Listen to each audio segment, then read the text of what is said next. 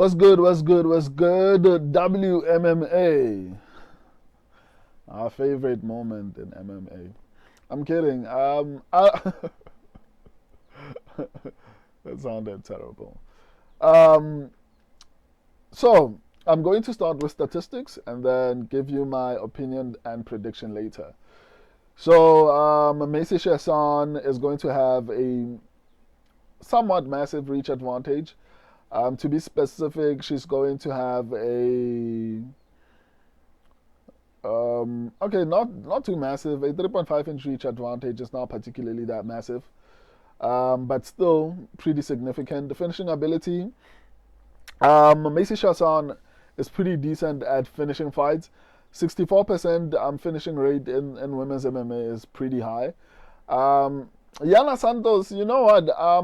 I was one of the few people who actually picked her in her last fight, and people were calling her trash and all those type of things. And I was like, nah, man, she's going to beat Misha Tate, and boy, am I glad I actually ended up picking her. So as far as finishing ability, she doesn't have the highest finishing ability, but in women's MMA, 50% is pretty high. Striking ability, Yana Santos is pretty active, but I don't know if she's going to make enough significant impact as far as landing, especially because this is probably going to go to a decision. Both of them are pretty good defensively. Both of them are pretty good, pretty decent strikers. Um, but Macy Chiasson is a little bit better defensively, but both of them are pretty good defensively. So even though I do feel like Yana Santos is going to have a little bit more volume, I don't feel like it's going to count as much as what Macy Chiasson is probably going to be doing, because what she's going to be doing is going to be a little bit more significant, in my opinion. I think Chiasson is going to have a little bit more power. Yeah, I think, and even her finishes. I mean, Yana Santos has a 44% finishing rate on the as far as KO TKOs, whereas Macy Chiasson is a little bit more well-rounded. Who knows? Maybe Yana Santos might have the advantage on the feet, but Chiasson is a little bit better defensively. It could be because of this. Yeah, this is the reason. The wrestling ability, you know, and I've always said this. Whenever someone has pretty decent wrestling, it's highly likely everyone is going to try and avoid engaging too much with them. I don't expect this to be any different with Yana Santos, even though both of them I feel like are pretty decent defensively. Offensively, Yana Santos is going to be a little bit more active, but I think Chiasson lands a little bit more significantly. Whereas Santos, I feel like she's a volume girl.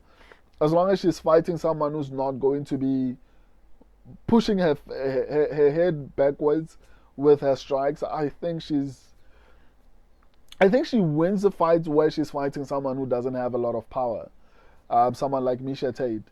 So in this particular fight, I don't know if it's going to work out too well for her. But I think this might be a very competitive fight. Both are pretty good defensively. Both are pretty decent offensively. One has a bit more volume, and the other is pretty decent defensively. I mean, Macy Chiasson can maybe mix it up in order to maybe tire out Yana Santos, um, and maybe, I don't know, score some takedowns in order maybe to swing the scorecards in her favor. Um, but yeah, this is going to be a very competitive fight. Probably going to a decision as well. So yeah, my subscribers and I are going with Macy Chiasson. Um, are they going with Macy Chiasson, or am I saying stupid things? Let me actually double check if they're actually going with Macy Chiasson before, because these people are pretty good. Like my subscribers have some of the best predictions.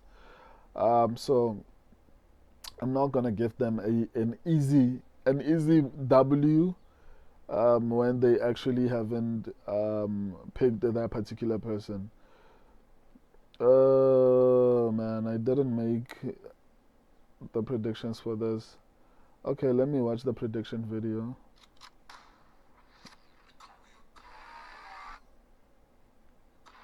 Oh yeah, they picked the Macy Chiasson. So my subscribers and I are going with Macy Chiasson. I apologize for that. There was no need for that delay. And until next time, I love and appreciate all of you. Pussies.